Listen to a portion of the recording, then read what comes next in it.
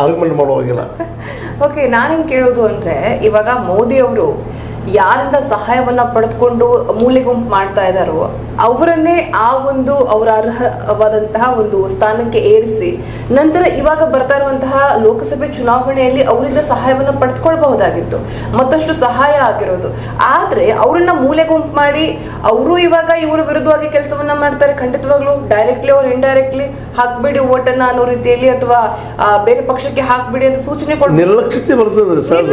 ಖಂಡಿತವಾಗ್ಲು ನಿರ್ಲಿಪ್ತ ಮತ್ತು ನಿರ್ಲಕ್ಷ್ಯತೆ ಹೀಗಿರ್ಬೇಕಾದ್ರೆ ಯಾವ ಒಂದು ಬೇಸಿಸ್ ಮೇಲೆ ಅವ್ರು ಇಂತಹ ನಿರ್ಧಾರವನ್ನು ತೆಗೆದುಕೊಂಡ್ರೆ ಒಂದ್ ರೀತಿ ಮೂರ್ಖತೆಯ ಪರಮಾವಧಿ ಅಂತ ಅನ್ಸೋದಿಲ್ವಾ? ಇಲ್ಲ, ಅದು ಇದೇ ರೀತಿಯಾದಂಥ ಹಿಟ್ಲರ್ ಒಂದು ಇತಿಹಾಸದಲ್ಲಿ ತಪ್ಪು ಮಾಡ್ತಾನೆ. ಎಲ್ಲ ಅವತ್ತಿನ ಸಣ್ಣ ಸಣ್ಣ ರಾಷ್ಟ್ರಗಳಿದ್ವು, ಅವ್ನು ಸೋಲಿಸ್ತಾ ಹೋದಾಗ ಒಂದು ಕಾನ್ಫಿಡೆನ್ಸ್ ಬಂದುಬಿಡ್ತದೆ. ನಾ ಯಾವುದನ್ನಾದ್ರೂ ಗೆದ್ದಿರ್ತೀನಿ, ನನ್ನಲ್ಲಿ ಅಷ್ಟು ಪವರ್ ಅದ ಅನ್ನುವಂಥದ್ದು. ಈ ಜರ್ಮನಿ ಮಹಾಶಯ ಆಗ ಒಂದು ದೊಡ್ಡ ತಪ್ಪು ಬ್ಲಂಡರ್ ಅಂತೀವಿ ನಾವು ಅದಕ್ಕೆ ಮಾಡ್ತಾನೆ.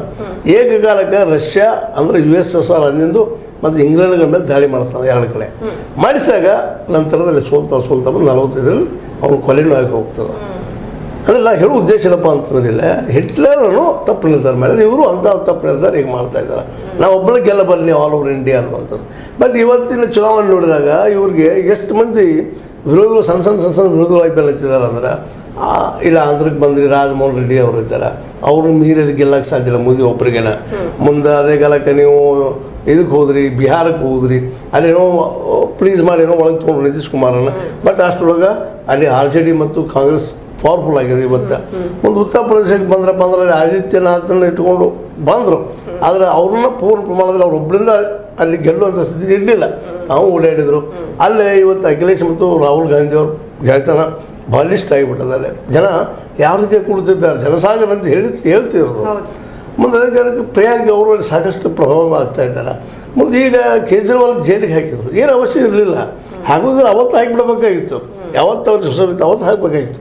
ಈ ಸಂದರ್ಭದಿಂದ ಮತ್ತು ಇನ್ನೊಂದು ಭಾಳ ಜಾಣತನ ಮಾಡಿದರು ನಮ್ಮ ಕೇಜ್ರಿವಾಲ್ರು. ಅವರು ರಾಜೀನಾಮೆ ಕೊಡಲಿಲ್ಲ ಮುಖ್ಯಮಂತ್ರಿ ಪದವಿಗೆ. ಇದು ಇಲ್ಲಿವರೆಗೆ ಯಾರಿಗೂ ಹೊಳಿಲಾರಂಥ ವಿಷಯ ಇದು. ಎಲ್ಲರೂ ರಾಜೀನಾಮೆ ಕೊಡು, ನೈತಿಕ ಹೊಣೆ ಹೊರದು ರಾಜೀನಾಮೆ ಕೊಡೋದು, ನೈತಿಕ ಹೊಣೆ ಹೊರದು ರಾಜೀನಾಮೆ ಕೊಡೋದು. ಈಗ ಹೇಮಂತ್ ಸೊರೇನ್ ಮಾಡಿದಾರಲ್ಲ ಆ ರೀತಿ.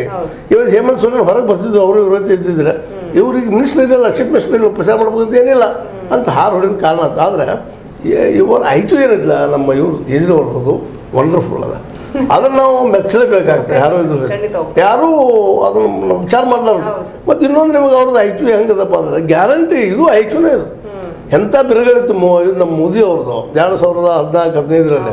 ಅಂಥ ಬಿರುಗಳಲ್ಲೇ ಮೊದಲಿಗೆ ಹೊಂದಾಣಿಕೆ ಮಾಡ್ಕೋತಾರೆ ಕಾಂಗ್ರೆಸ್ ಜೊತೆಗೆ. ನಮ್ಮ ಇವರು ಕೇಜ್ರಿವಾಲ್ ಹೊಂದಾಣಿಕೆ 27 ಸೀಟ್ ಬಂದಿರ್ತಾವೆ ಹಳೆದಾಗ. ಹೊಂದಾಣಿಕೆ ಮಾಡೋದು 3-4 ದಿನದಲ್ಲಿ ಸಡನ್ನಾಗಿ ಅವರು ಉಳಿದಿದ್ದು ಹಾಗೆ ನೋಡಿಲ್ಲ. ನಮ್ಮ ಇವರು ಬಂದು ರೈತರು ಮನ್ನಾ ಮಾಡ್ತೀರಿ ಸಾಲ ಹಾಗೆ ಹೀಗೆ ಅಂತ ನಮ್ಮ ಕರ್ನಾಟಕದ ನಮ್ಮ HDK ಅವರು ಏನೆಲ್ಲ ಮಾತಾಡಿದ್ರು. ಬಂದ ತಕ್ಷಣ ಗುಡಿ ಅಡ್ಡಾಡ್ಲಿಕ್ಕೆ ಶುರು ಮಾಡಿದ್ರು. ನೋಡ್ರಿ, ಅವಕಾಶ ಬಂದಿರ್ತದೆ, ಅವಕಾಶ ಬಂದಾಗ ಅದು ಸದುಪಯೋಗ ಮಾಡ್ಕೊಂಡು ಇಲ್ಲೇ ಬಂಟಾಗ್ತಾನೆ. ಆ ಸದುಪಯೋಗ ಮಾಡಲಿಲ್ಲ. 2-3 ತಿಂಗಳು ಸುತ್ತಾಗಿದಾಗ ಕಾಂಗ್ರೆಸ್ಸಿಗೂ ಅವ್ರಿಗಿನ್ನ ಇದು ಇದಿಲ್ಲ, ಅಲ್ಲಿ ಊಟ ಮಾಡಿ ತಿನ್ನಿಸಲಿಕ್ಕೆ ಅವ್ರನ್ನ ಮನೆ ಇವರ ಏನೋ ಅತಿಥಿಗಳ ಅವ್ರು ನೋಡ್ತಾ ಇದ್ರು. ನೋಡಿದ ತಕ್ಷಣ ಅದು ಅಷ್ಟರೊಳಗೆ ಏನೋ ಗದ್ದಲ ಹೋಗಿಬಿಡ್ತು. ಅವರು ಒಂದು 10 ಮಂದಿ ಎಬ್ಬಿಸ್ಕೊಂಡು ಹೋಗಿಬಿಟ್ರು, ಹೊರಗೆ ಕೂತ್ಬಿಟ್ರು. ಅದೇ ಸಂದರ್ಭದಲ್ಲಿ ಸಪೋಸ್ ಏನಾದರೂ HDK ಮತ್ತು ನಮ್ಮ ದೇವೇಗೌಡರು ಕೇಜ್ರಿವಾಲ್ ಇದ್ದಂಥ ಹೆಜ್ಜೆನ ಅವರು ಭಾಳ ಜಗದಲ್ಲಿ 35-40 ವರ್ಷ ಇತ್ತು ಅವ್ರು ಗೆಳೆತನ. ಆ ಸಂದರ್ಭದಲ್ಲಿ ಮಾಡಿಬಿಟ್ರು, ನೀರು ಫ್ರೀ, ಮುಂದೆ ಅದ್ರ ಜೊತೆಗೆ education free, medicine free, current free ಇಟ್ಟಂಗೂ ಜನ ಹುಚ್ಚೆತ್ತು ಬಿಡ್ತು. ಆ ಗ್ಯಾರಂಟಿ ಅವ್ರು ಕೇವಲ ಅವ್ರು ಜನರಿಗೆ ಬೇಕಾಗಿತ್ತು ಅದು. ಈಗ ನಾವು ನೋಡಿ ರಿಸರ್ವೇಷನ್ ಎಲ್ಲ ತೊಗೊಳ್ತೀವಪ್ಪ ನಾವು, ನಮ್ಮ ಹೊಟ್ಟಿಗಾಗಿ, ನಮ್ಮ ಎಜುಕೇಷನ್ಗಾಗಿ, ನಮ್ಮ ಇದಕ್ಕಾಗಿ ರಿಸರ್ವೇಷನ್ ಬೆಳಿತೀವಿ ನಾವು ಉದ್ಯೋಗ ಸಲುವಾಗಿ. ನೀವು ಅದನ್ನು ಕೊಟ್ಟರೆ ರಿಸರ್ವೇಷನ್ ಪ್ರಶ್ನೆ ಬರೋದಿಲ್ಲ. ಎಲ್ಲರಿಗೂ ಕೊಟ್ಬಿಟ್ಟವ್ರು ಎಜುಕೇಷನ್. ಎಲ್ಲರ ಮಕ್ಕಳಿಲ್ಲಪ್ಪ, ಎಲ್ಲರಿಗೂ 2 ಯೂನಿಟ್ ಫ್ರೀ ಉಪಯೋಗ ಮಾಡ್ಕೋರು ಅಂದ್ರೆ ಅವಾಗೆಲ್ಲ ಲೆಕ್ಕ ಕ್ಯಾಲ್ಕುಲೇಷನ್ ಮಾಡಿದವರು. ಇಲ್ಲಿ ಉಳಿತದೆ, ಇದು ಲಾಸ್ ಇಲ್ಲ ಅಂತ. ಮತ್ತು ಇವತ್ತಿಗೂ ಲಾಸ್ ಇರೋದು ಬಜೆಟ್ ಏನಾದರೂ ಇದ್ರೆ ಇಂಡಿಯಾದೊಳಗೆ ಈ ಮೊದಲದು ದೆಹಲಿ, 2ನೇದು ಪಂಜಾಬ್. ಅಂದ್ರೆ ನಾನು ಹೇಳೋ ಉದ್ದೇಶ ಏನಪ್ಪ ಇಲ್ಲ ಅಂತಂದ್ರೆ ಅವ್ರಿಗೆ ಅದು ಆಯ್ತು ಹೊರದು ಬಿಡ್ತಾರೆ. ಈ ಮೋದಿಯವ್ರು ಹೆಂಗೆ ಹೆಸರಿಸೋದಪ್ಪ ಆ ಸಂದರ್ಭದಲ್ಲಿ ಅನ್ನೋದನ್ನು ನಾವು ನೋಡಿ ಕಲಿಯುವಂಥದ್ದು. ಇವತ್ತು ಮತ್ತೆ ಹೊರಗೆ ಬಂದಿದ್ದಾರೆ, ಬಂದ ತಕ್ಷಣ ಎಬ್ಬಿಸ್ಬಿಟ್ಟಿದ್ದಾರೆ, ಅವರು ಬುಡಕ್ಕೆ ಕೈ ಹಾಕಿಬಿಟ್ಟಿದ್ದಾರೆ.